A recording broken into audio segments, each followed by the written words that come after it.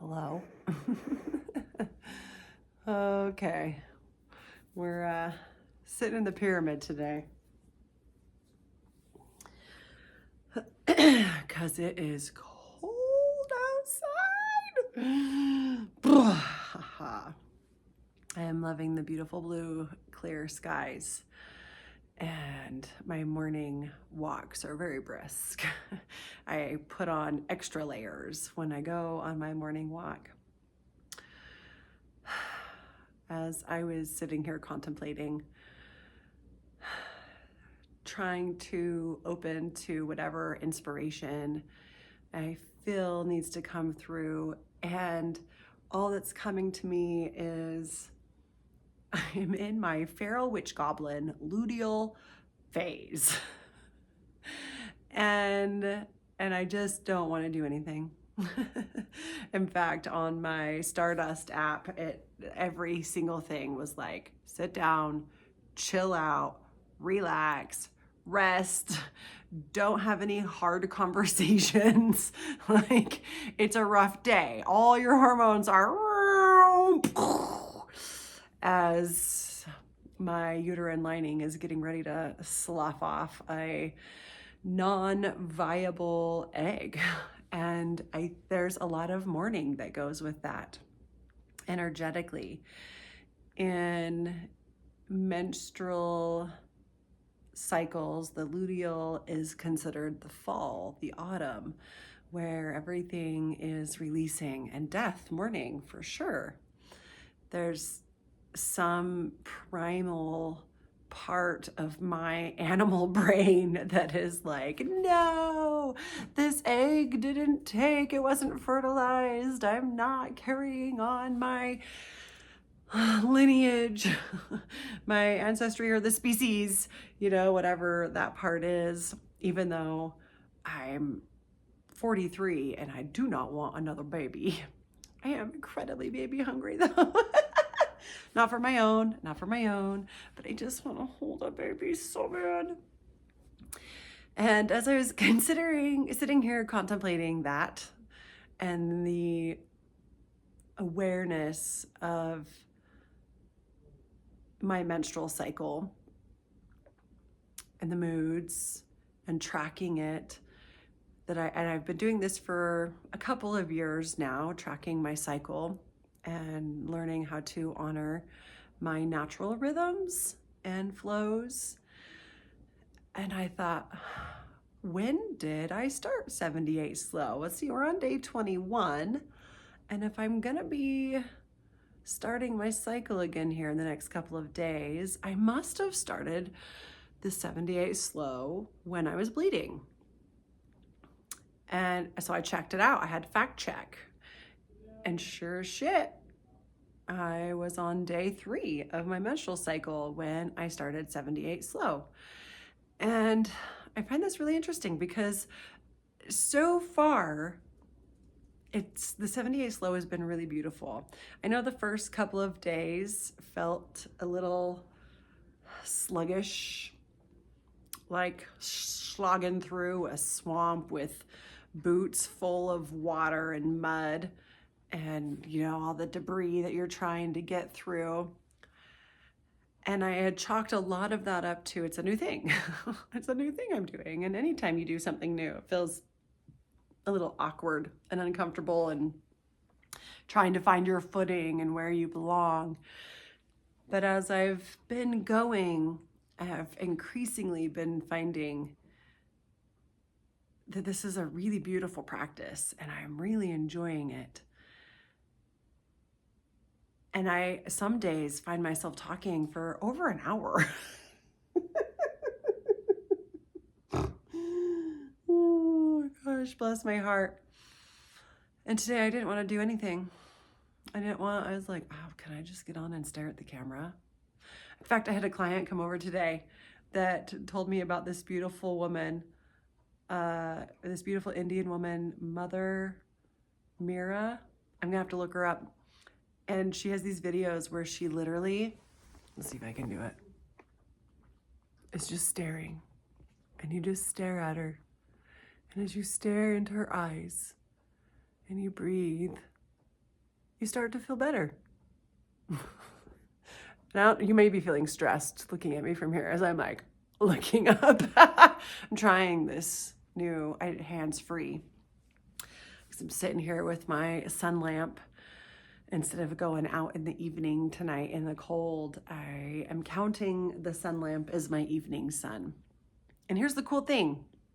I can do that because it's my challenge and I make the rules. And so, yeah, I guess today's channeled message is the power of understanding your cycles.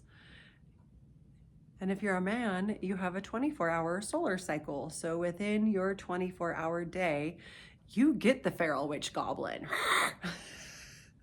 And you get the like, I'm tired, I don't want to do anything. And you get the emotional, and you get the like ovulation, everything is awesome. you get them all in a day, 24-hour cycle. Typically, anyway, I shouldn't say like this is fact, but generally speaking,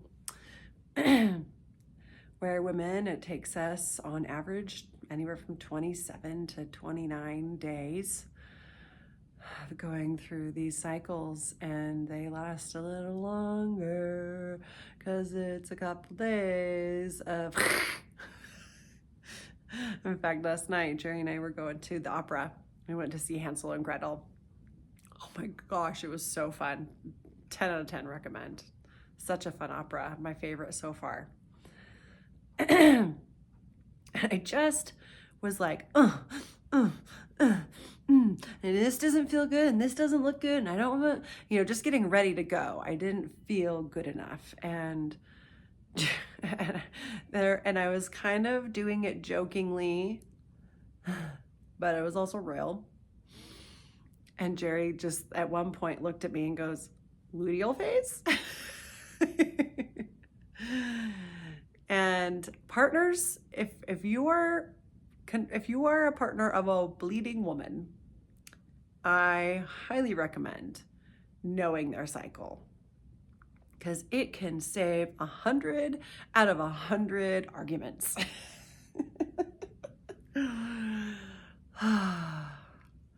Also, me knowing my phases, women that are bleeding, knowing your cycles can help prevent a lot of disagreements and arguments, because you'll find your own days where you're like, yeah, today's a day I probably shouldn't people.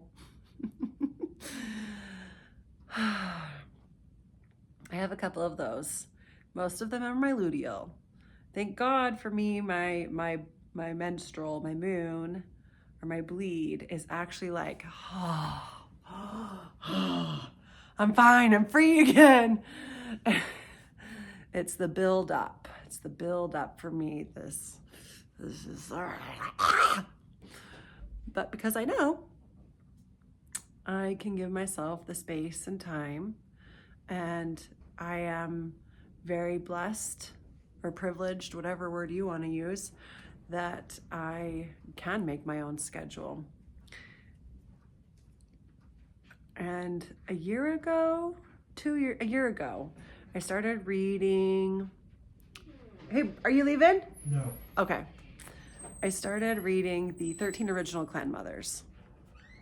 I wish I knew the name of the author by heart, but I don't. I think it's Robin something. Anyway, I will try to remember to put it in the notes, the show notes, my show. Just like a little floaty happening up here. And one of the clan mothers teaches the importance of rest and taking time to, especially during your cycle, to just be silent. And I remember reading The Red Tent a long time ago, like over a decade ago, and thinking, what an amazing, beautiful gift a close-knit community like that would be, that we've lost in our modern day society, where we all live together, we work together, we harvest together, we plant together, we are sick together, we heal together, we rear each other's children. And I think that may be part of our societal sickness and this need for more, and consumering because we don't have that connection. And so we're trying to find it in things. Buy more things, and then I'll feel that connection that I think I really need, when it actually is, a sisterhood or a brotherhood or a community, family, close-knit, that can take care of your duties when you need a break. We just don't have that. So last year I started to institute a day of silence every month during my luteal to menstrual phase. And it was amazing, so amazing. And then I just, came back from that 10-day Vipassana, 10 days of silence. But you are in community there, you're never alone. That was really hard for me, to never be alone. It would be really interesting. I'm really interested in doing a darkness retreat now, especially after the paranormal investigation that we did at the studio the other night. That was my first investigation where I was not completely terrified or had moments, of like, oh my God, what is that? Oh my God, that's so scary. It was I felt very,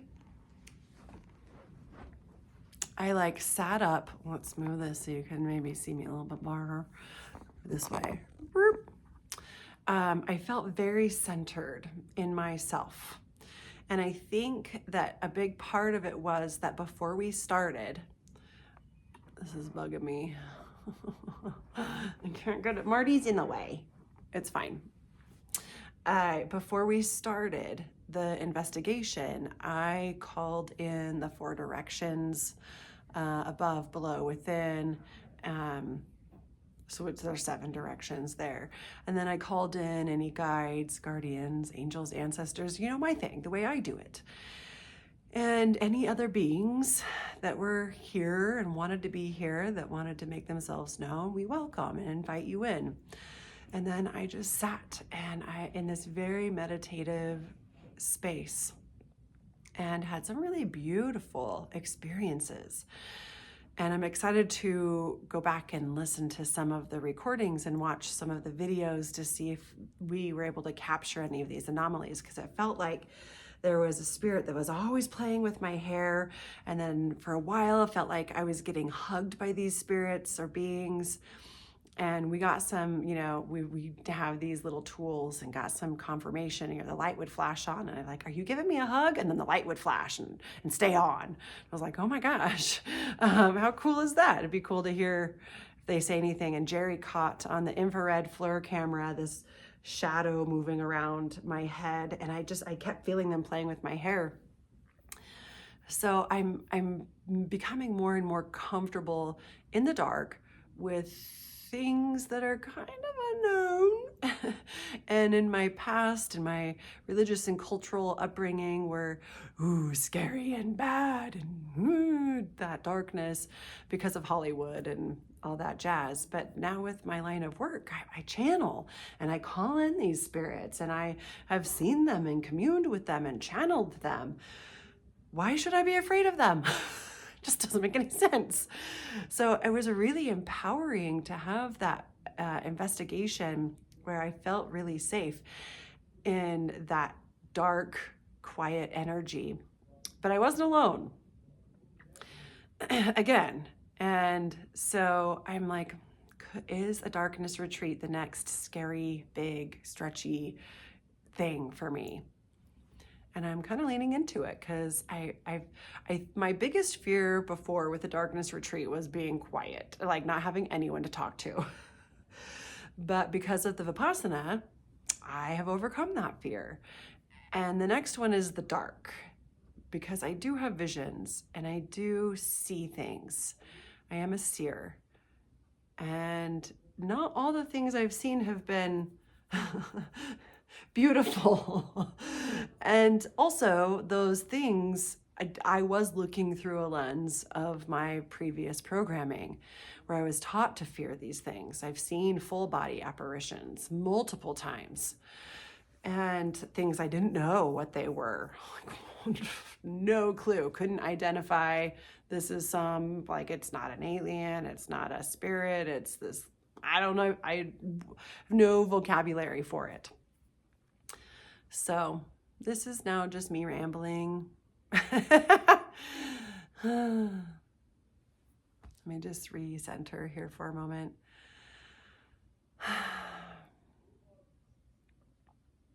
And find my path.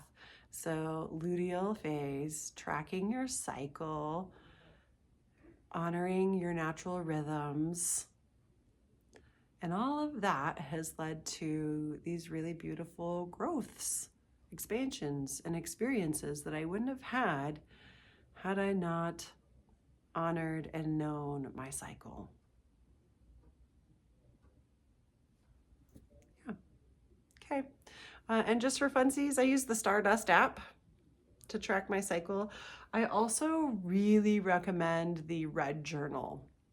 That was a really good one. I did not have the discipline to show up every day journaling and tracking that, but I have that now. Thank you to the Dharma Artist Collective. I have a really beautiful, consistent daily journaling practice. So maybe it's time to pull that bad boy out again and really track, because here I am going, what was my energy when I started the 78 slow? And now that I'm in luteal phase, I haven't done the 78 slow in a luteal phase yet. So this is my first go. And apparently I'm still a little chatty because we're almost at 17 minutes, which means it's time to cut it off. And I didn't want to show up today, but I'm showing up. And I think there was some cool stuff that showed up, and it's not for me to say, it's not for me to judge. I just get to be the channel. And I heard a really cool explanation of channeling. I think it was in the introduction of the Magdalen Manuscript, I believe, where the channeler, the author, whatever you want to call him, says that to him, channeling is kind of like fishing with a net. You throw this net out and you reel it in, and sometimes there's some really cool things. You get some really good fish. And sometimes you get a old boot and a rusted tuna can and some seaweed. And it is up to the receiver, whoever is receiving what, you throw out the net of channeling. Here I am opening my mind, opening my heart, and opening my mouth, and I'm reeling stuff in. And sometimes it's an old boot, sometimes it's a tuna can, sometimes it's a beautiful, delicious tuna, and like in that book, in the introduction of that book, he invites the reader to determine what is worth keeping and what you toss. Wow, what was that? It's too cold for mosquitoes. It can't be a mosquito. But it buzzed. Oh, no, I've got the willies. What? Seriously? Okay. Well, so I'm going to leave it to you to decide what you're going to keep and what you're going to toss. And I'm just sorting and sifting what shows up. And it's almost been 20 minutes now, so this is long enough. I love you. Bye.